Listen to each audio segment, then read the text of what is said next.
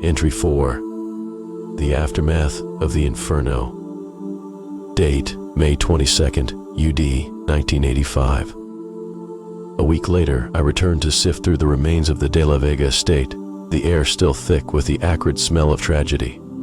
Amid the charred debris, I methodically searched for anything that could speak silently of the fire's origins and the truth of those final moments. As I examined the remains thought to be Don Alejandro, a peculiar detail caught my eye, a detail incongruent with the chaotic violence of the fire.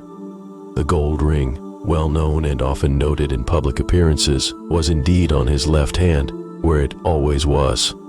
But it was the condition of the skin underneath the ring that drew my sharp intake of breath.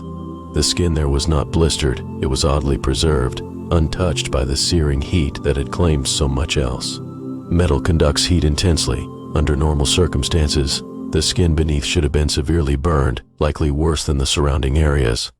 This anomaly gnawed at me with the insistence of a hungry dog. It made me think that the ring might have been placed on the finger post-mortem after the fire had done most of its devastating work. It's possible it possessed some degree of magical resistance, but the boys who cleared the scene had no such detection on the ring.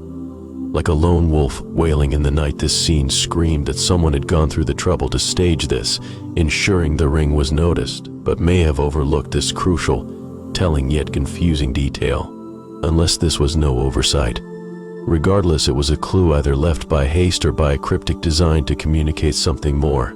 This discovery only deepened the shadows of doubt casting over what had initially been dismissed as a tragic accident. I documented the finding, careful to preserve the integrity of the scene for further analysis. The higher-ups were quick to call for closure, to let sleeping dogs lie, but this dog had just woken up. With this new piece of the puzzle, my resolve hardened. There was more to this story, a darker narrative threaded through the public face of tragedy. I knew then that the investigation couldn't end here, not with so many questions burning as fiercely as the fire itself. I had to keep digging, keep questioning, even if it meant pushing against the very people who wished it all to disappear.